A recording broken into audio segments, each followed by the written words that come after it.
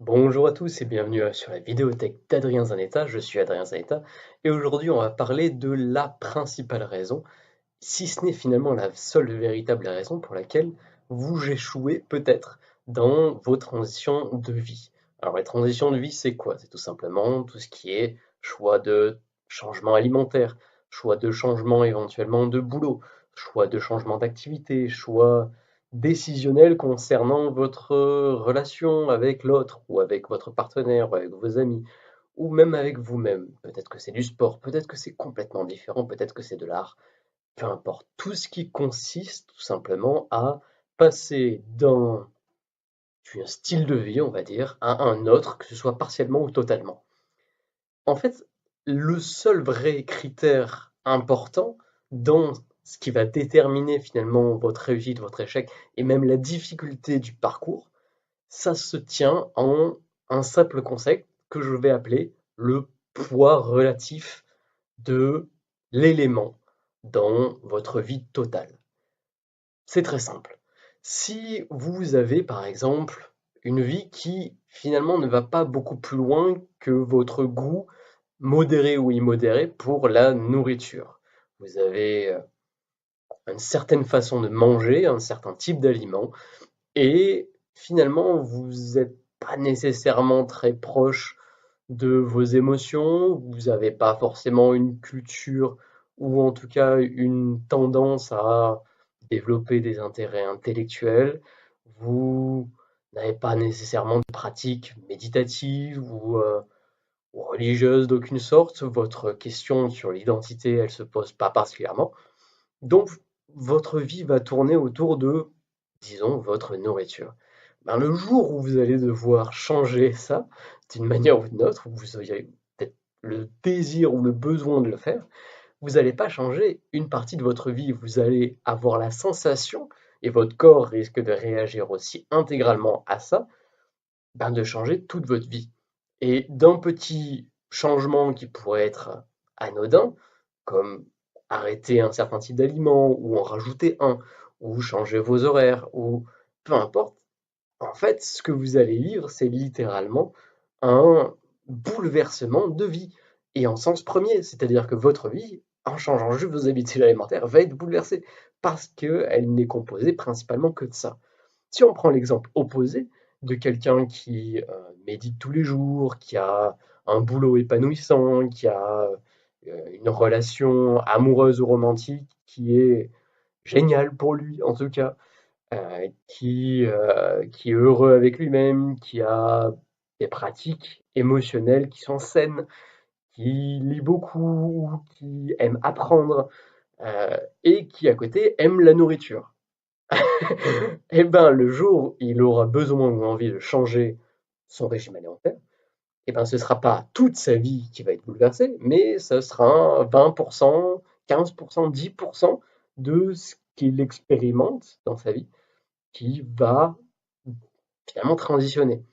Et ça va faire quoi comme différence finalement ça? Parce que bon, évidemment, j'espère que vous avez compris le terme poids relatif, évidemment, d'un changement par rapport à l'ensemble. Mais c'est un peu comparer finalement quelqu'un qui va soudainement se retrouver sans aucun appui à quelqu'un qui va faire un changement de chaussette. C'est-à-dire que quelqu'un qui va faire un saut de l'ange dans le vide, et ben nécessairement, ça va être à la fois plus douloureux, plus compliqué et plus effrayant sur plein de plans. Et le mental, l'émotionnel et le corps vont gérer ce changement de cette façon-là. C'est-à-dire, wow, tout est nouveau, je sais plus où je suis. Alors que dans le deuxième cas, eh ben, oui, ça va être peut-être complètement nouveau, peut-être que le changement alimentaire va être complètement radical, mais finalement, on va s'appuyer sur une chaise de mental, une chaise du mental. On va se soutenir avec un émotionnel stable. On va en plus avoir le confort d'être assis sur une identité qui est bien définie. On va en plus être tenu par nos relations qui sont saines et on n'a qu'à changer une chaussette. Donc forcément, ça va se faire facilement et ça peut se faire aussi rapidement que littéralement changer une chaussette. Donc c'est-à-dire que du jour au lendemain, vous pouvez changer de régime alimentaire complet. Mais on parle de régime alimentaire, on pourrait parler de toute autre chose.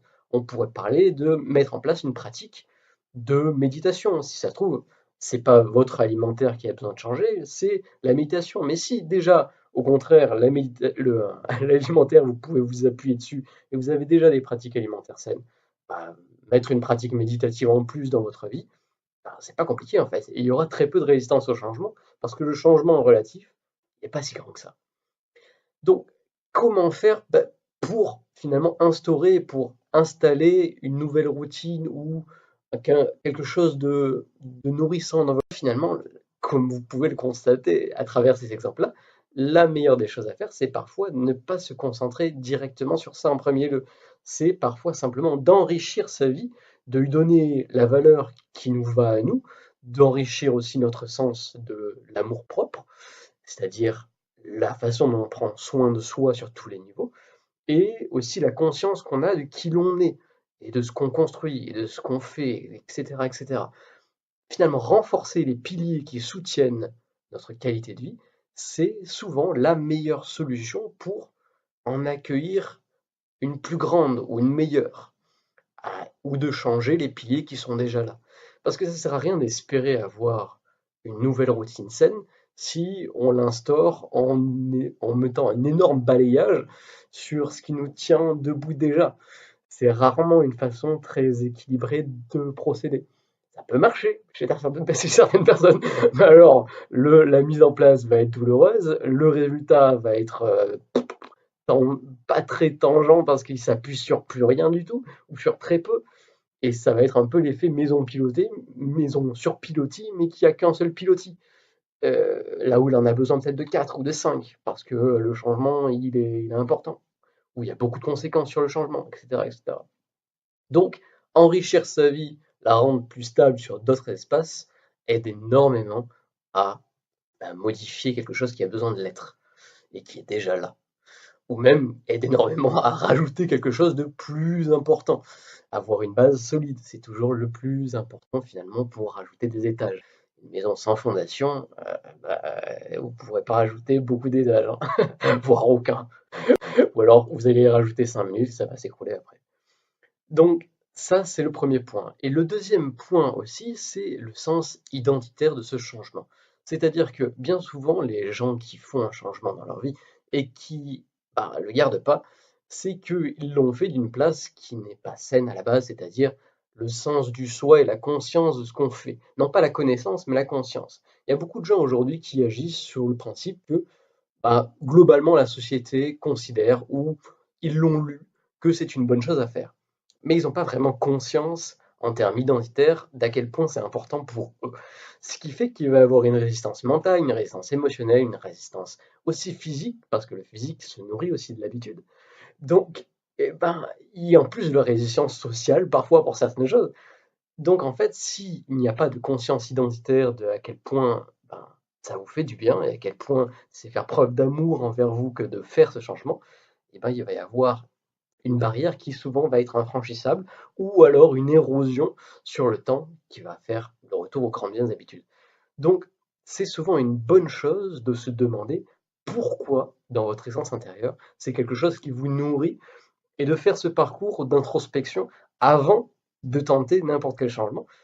Parce que déjà, ça vous permet de vous rendre compte, est-ce que ce changement est arrivé au bon moment ou est-ce que c'est un changement qui est adéquat avec là où vous en êtes dans votre vie? Parce que si ça se trouve, ce sera bon dans un an. Mais le faire maintenant, c'est littéralement faire pendant un an de frein et de frottement entre vous et votre environnement qui n'est pas sain pour vous et qui pourrait être juste attendu pendant un an et être installé quasiment immédiatement. Donc, prendre bien conscience de là où on est en tant qu'individu et dans notre vie, c'est aussi la deuxième meilleure façon pour vous d'installer ce changement, quel qu'il soit.